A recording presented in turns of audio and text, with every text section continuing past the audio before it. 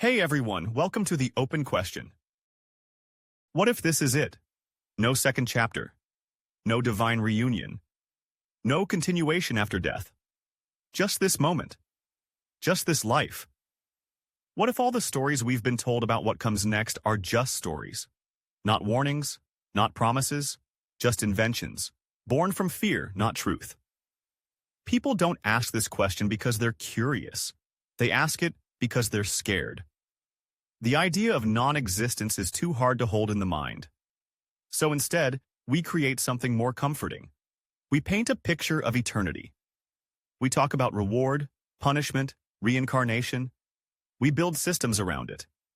We obey rules not because they make sense here and now, but because we're told they matter later, when the lights go out. But what if there's no later? The idea of an afterlife has never been about evidence. It's been about control, a promise to the obedient, a threat to the rebellious. It's always been a tool, not a truth. And once you start seeing that, you stop playing along. Think about how much of human behavior is based on a belief in some sort of cosmic scoreboard.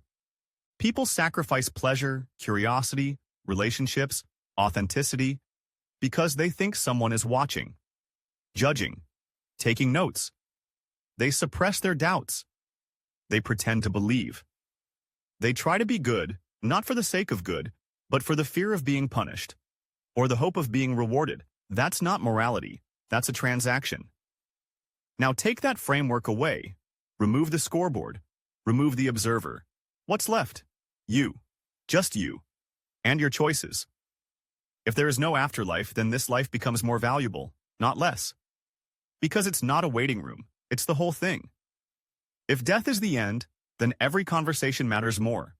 Every connection, every mistake, every laugh, every risk you didn't take becomes a regret you don't get to fix. Every apology you didn't say stays stuck in time, permanently. People sometimes say that without an afterlife, life becomes meaningless. But that's backwards. If there's no afterlife, then meaning isn't handed to you. You have to build it yourself. You don't get a second shot. You don't get a divine explanation. You get to choose what matters. You get to make your life count, not by waiting for something better, but by making something better now. Some people claim that without belief in an afterlife, society would collapse, that people would become selfish, immoral. That fear of punishment is the only thing keeping us civil. But if that were true, wouldn't prisons be empty in highly religious countries? Wouldn't secular societies be more violent? But the data doesn't support that. Countries with lower levels of religious belief often rank higher in measures of well-being. Places like Sweden, Denmark, and the Netherlands have some of the lowest rates of belief in an afterlife, yet they consistently score high on happiness, education, healthcare, and safety. That doesn't happen in cultures run by fear. It happens in cultures built on empathy, on trust, on human values, not divine commands. And here's something else to think about.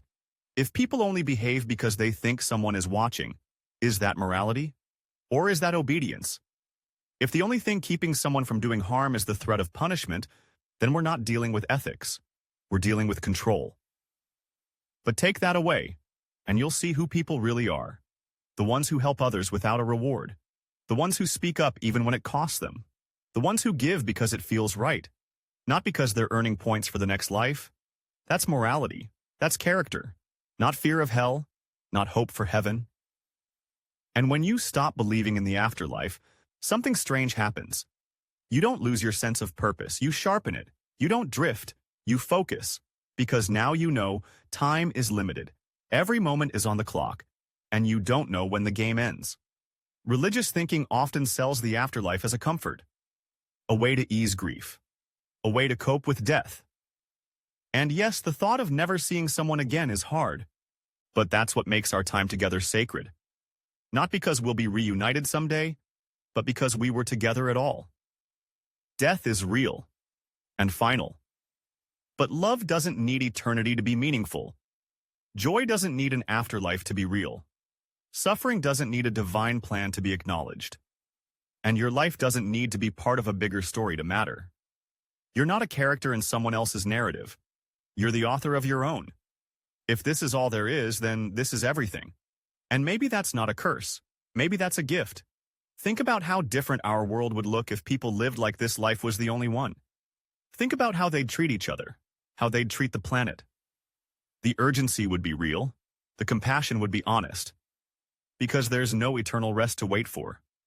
No cosmic redo. Just now. No one's coming to fix it. No one's writing it down. And no one's punishing you in the end. That idea is both terrifying and freeing. It means you're responsible. And it means you're free.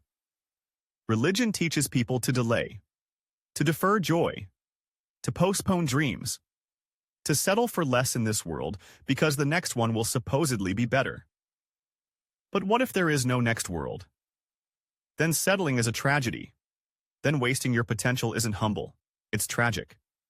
Then waiting is a form of dying early. You were taught to be good for someone else's approval. What if you were good for your own? You were told you'll live again. What if you won't? You were promised justice after death. What if justice is your job, here and now?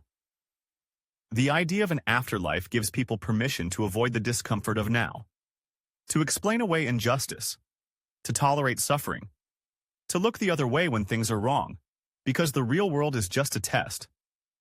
But if there is no afterlife, this isn't a test. It's the main event. Which means injustice matters more, not less. Which means we don't get to outsource our responsibility. We don't get to say someone else will fix it. No one's coming, it's just us. And that's powerful.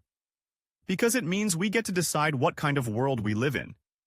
We get to shape our values, our systems, our lives. Letting go of the afterlife doesn't mean letting go of hope. It means building a different kind of hope. One grounded in what's real, what we can touch, what we can change. It means grieving deeply when we lose someone, not because they've moved on to something better, but because we loved them here. And when we're gone, we won't know. We won't care. That's not sad. That's peace. The truth is, the idea of no afterlife is hard to accept because it makes us feel small. But maybe small isn't bad.